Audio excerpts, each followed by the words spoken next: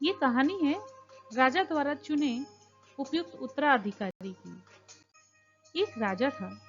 अपनी बहादुरी और धर्म परायणता के कारण वह प्रजा का अत्यंत प्रिय था। उसकी प्रजा उसे आदर्श शासक मानती थी। राजा के 3 पुत्र थे और तीनों में अद्वितीय गुण विराजमान थे। एक समय आया जब राजा को अपना उत्तराधिकारी चुनना था।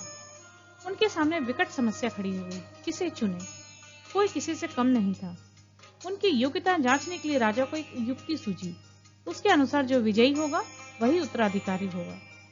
राजा ने अपने तीनों पुत्रों को बुलाया और उन्हें थोड़े थोड़े बीज देकर कहा, प्रिय पुत्रों, मैं चाहता हूं कि तुम इन बीजों को बो दो। सबसे कम समय में जिसका पौधा सबसे स्वस्थ होगा वही राजा बनेगा। तीनों पुत्रों ने अपने अपने बीज ले लिए और जाकर उन्हें बो दिया। 1 महीने के बाद राजा ने तीनों पुत्रों को बुलाकर कहा, प्रिय पुत्रों, 1 महीने पहले मैंने तुम लोगों को कुछ बीज दिए थे। कल मैं तुम लोगों के उपजाए पौधे देखना चाहता हूँ।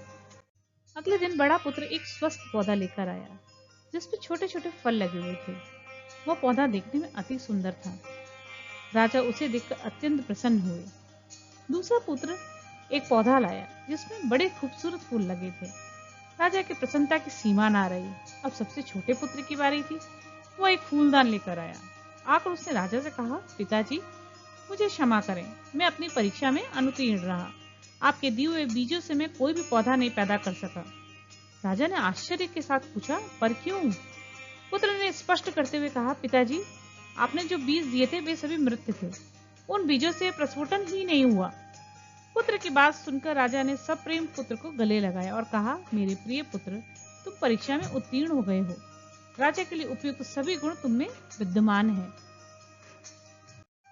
पिताजी के मुंह से ये वचन सुनकर शेष दोनों पुत्र सकते में आ गए। बड़े पुत्र ने कहा, किंतु पिताजी, आपने तो हमें स्वस्थ पौधा उत्पन्न करने के लिए कहा था। मेरे पौधों में फल फूल दोनों हैं। दूसरे पुत्र ने भी हस्तक्षेप किया और कहा, पिताजी, मेरा पौधा भी किसी से कम सुंदर नहीं है। देखिए ना कितने प्यारे फूल खिले हैं। राजा ने कहा, प्रिय पुत्रों, तुमने मेरी अपेक्षाओं को पूरा करने का पूर्ण प्रयास किया है, पर तुम लोग ईमानदार नहीं हो।